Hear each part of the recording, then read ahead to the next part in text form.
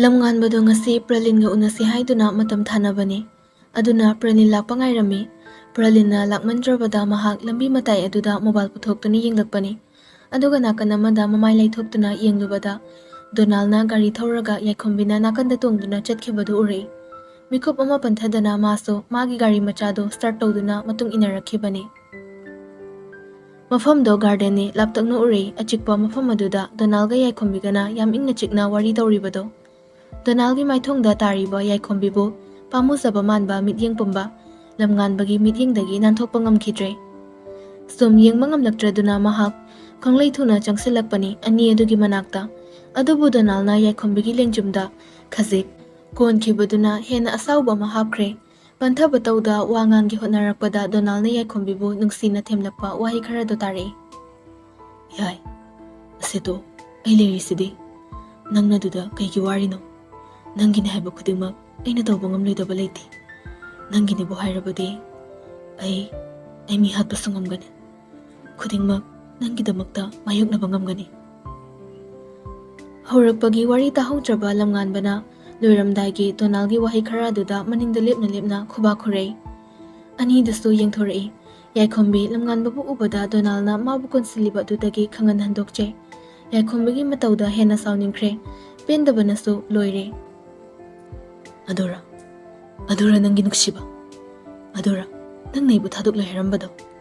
ꯑꯁꯨꯛ ꯀꯨꯏꯕ ꯃꯇꯝꯁꯤꯗ ꯅꯪꯅ ꯑꯩꯒꯤ ꯃꯥꯡꯗ ꯂꯦꯞꯇꯕ ꯃꯈꯩ ꯅꯁꯛ ꯂꯣꯠꯇꯨꯅ ꯂꯩꯔꯤꯕꯁꯦ ꯅꯪꯒꯤ ꯃꯅꯨꯡꯒꯤ ꯑꯔꯣꯟꯕ ꯋꯥꯔꯤ ꯑꯗꯨꯒꯤꯔ?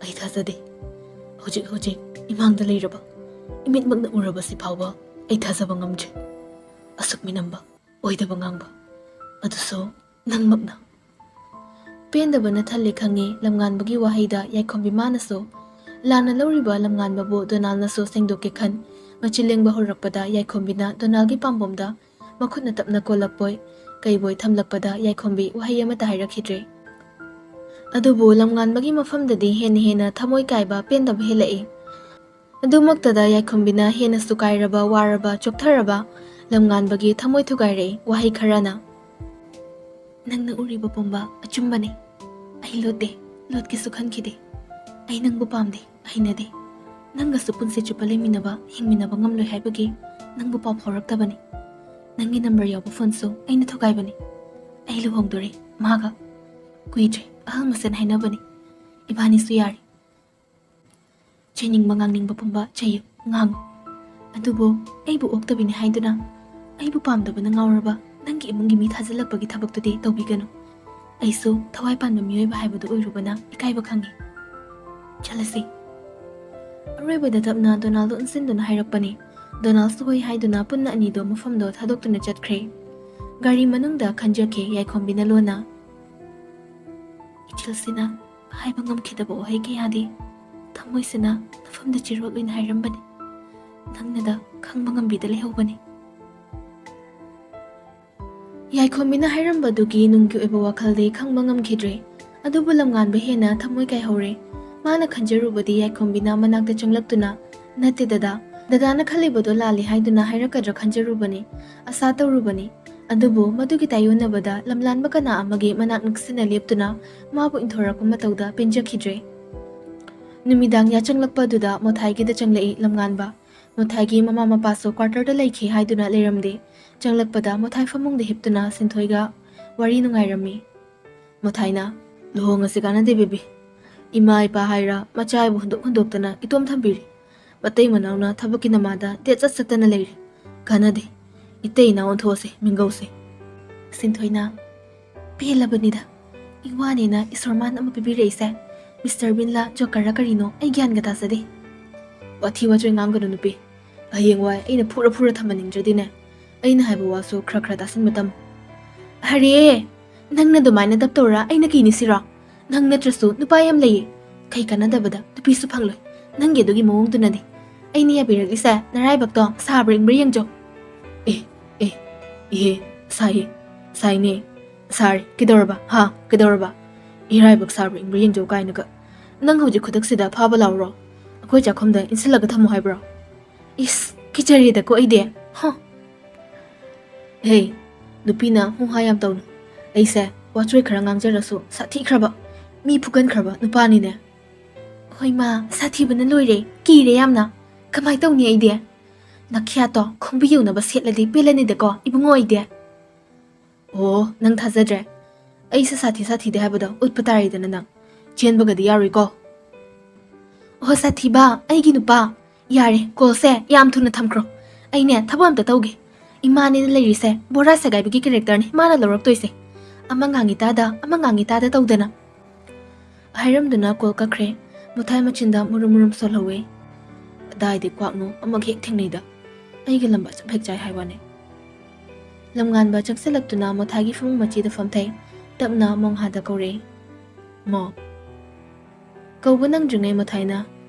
Yu thakse hairo thamoy kay ba malida. Thakse. Kaidoraba maram dudi hayune. Ngan ba nang kaidorage. Why? Isa se tofong khangde. Haiduna yumgi teres mathakta kakhat kre. Muthai su ure. Haujikta da lamngan bagi makhutna paikriba yulik lido. Josta kol tawke. Aduga masu lamngan bagi matung inaragli. Lamngan ba liklido ina thangatuna thaktuna leirami. Teres mathaktuda kari su thada famduna. Muthai su changselakduna thausada. Masu makhada git famthai. Aduga thakpa hore. Walan ngangna de anido. Ngahaki matung lamngan ba nisagi mayayna thamoy ki pendraba paudang fangdokpa hore. Ay am pen de mana torish. Ay tasing na pen de. Amuksu manatondo thuching khatli. Makhatare. Tao nushiba. Muthai su marun phaire. Kay haige. Tao. Nangi pendaba. Thawai nungaitaba. Loi na hayo. Ay layri kidorage tao. Mado. Luhong dore hay. Ay butado maga. Magi fik mamanaba. Kari haba. Maming duba. Donut to. Nate. Donal habado. Imanabani haraga. Koi baso dum chut minne. Ade muknok minne. Kap minne tawba frienda. Donut. Jos na changlakpada ani duna sanariba wari tawribi acting singduga. Mama ko ngore. Kari nung gilakpo no khale. Aduna changsilaga masu hekta batal thangale. Lepna kut hekta thakchile. Machinda susoli. Ay buna ko nalahalaga na kuyani naga henanga wiyabra. Nonsense. Haraga gitfam thay. Ngahaki matung ni sapa naragli. Haiba yaba wa haiba yataba wa khang naraktre. Lamngan bana. Smiling outside, working inside ka haibado. Adone. Ay nausik oris. Muthai Dudi nang gise behind every smile there's pain habado oidera. Adu magni. Lamngan ba maki mobile do pocket ki satoi. Aduga thokliba thasama ki asengba mami amagi photo lawi. Aduga ai chichangduna thagatnaba select tawraba matung caption inaba semsai.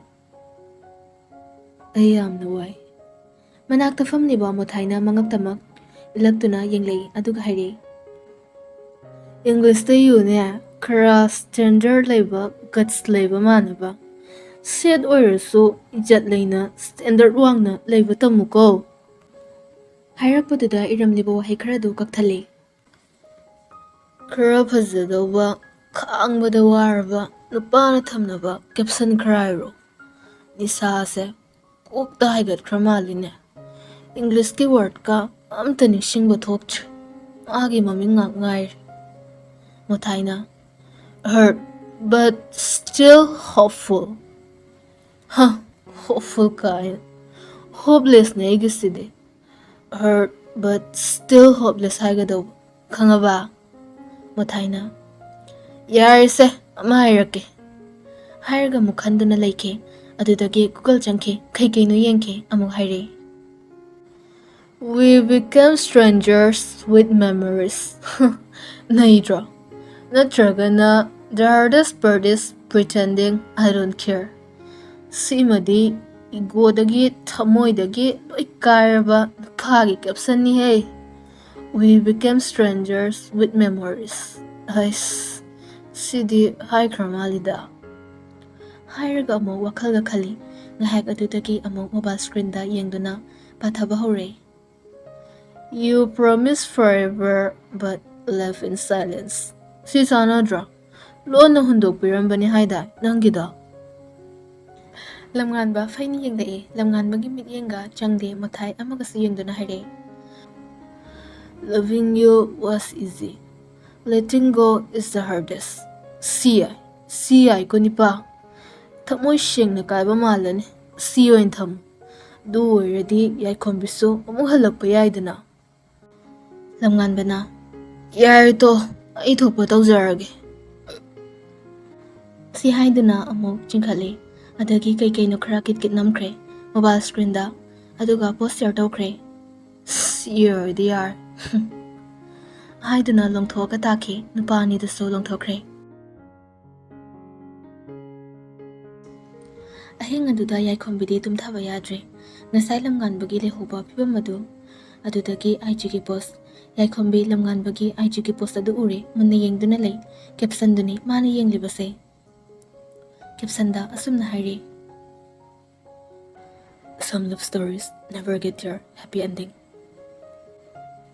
Wakhal muna tawi adubo thasna na hairamba wahai kharaduna amuk bitahlabani maso itan talabani kai paphawri bani naksin badi pami adubo jangsin badi ngamdre manakta uzaning masaktamna mitmangda liplabaso yengjabagi pangal thawna di yauzade maphamda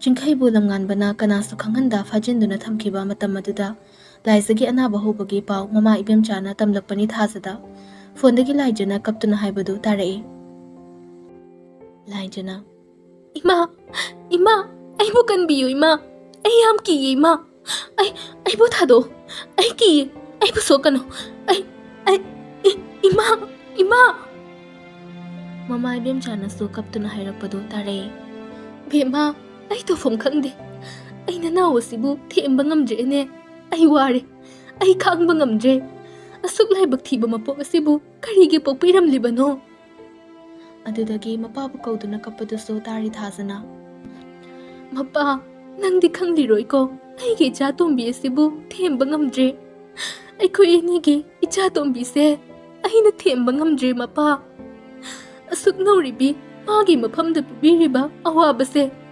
kananasu khangba ngamlo kansu kan malida ko mapuna hakki thamoido mama na kapliba manaw na kapliba do taba ngamlaktroiduna thaza call do kakthali tarakliba mapido taithokni haiba kawre manaw pralinda call tore pralinga lamnganbaga punna chingkhaina leiriba do da leiringai talak oirame pralinna giri taktuna lakpani yobata ngairibani ani doso pralinna je kedore nang kaida lei je ai thaba ma chaliye mabu thamliba do kaidano adugi matha sarang je ai leri aina thopa tawrage now nangi chena hairibase taba natra mabu thamliba do kaidano Berlin lamngan bada yenglei lamngan bana hai cry bagi ingit pirakpadagi mafam da hairakle torbungi sanglin dudani akhoi su leiri ai hojik lakani je kona ai mangonda wakhra haigadaba lei hoi phari je phone thamkhraba matung thaja machilda murum angawi kun solei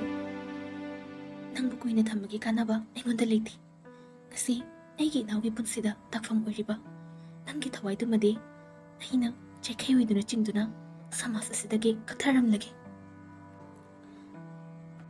haiduna torbung tamna lakli pung kharagi matung mafam do yorakpada lamngan baga hana thengnare lamngan bana je somna phamse thaja masado normal ita tade lamngan bana khuttiliba famfam aduda michina haifet yenglamlaga manung ka aduda changlake pralin so manung de leiramle pralin na macheba kawgi hotnaringai thaja mapabu hanna yenglamda chingkhai ba pulliba domda chumring changlaktuna chingkhai gi maithong aduda munne yenglei chingkhai ingangakna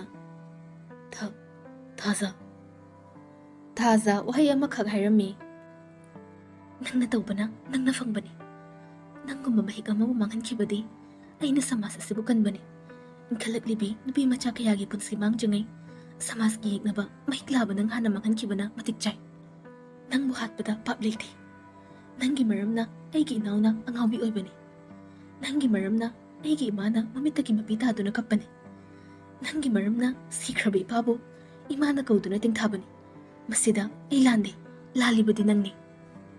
Hairamduna makhwangda yeptuna purakpa thangsuri adu lauthoraktuna chingkhai ngaksama pada thangalakpada lamnganbanu chinsalakuna thazagi makhut phairei. Pralina machegi makhutagi thangsuri adu bomulli adubu thazana pharakliba lamnganbagi makhutpu intokhe mikhufade pralingi masada yeplamba nongmai thazagi makhutna satkhiba duga chingkhaigi maikai tamna em laukhiba mikhufada chingkhaida nongmai maru ama kapkhiba thazana kapthorakpa nongmai maru aduna chingkhaigi laibak maya chapchana fauduna chatkhibada chingkhai khudakta aroibagi sor honkhre pralina madi lamnganba mikupta chensalakuna machegi makhutagi nongmai mulli thaza ngawbigum hongna hongna nokthorei mikup kharagi matung thaza gyan mangna lemaida liktharakpada lamnganbana okhi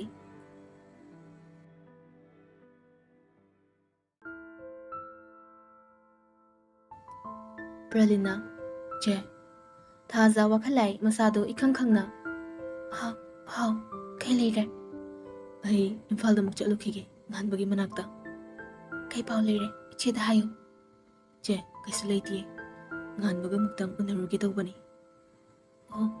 hoi phari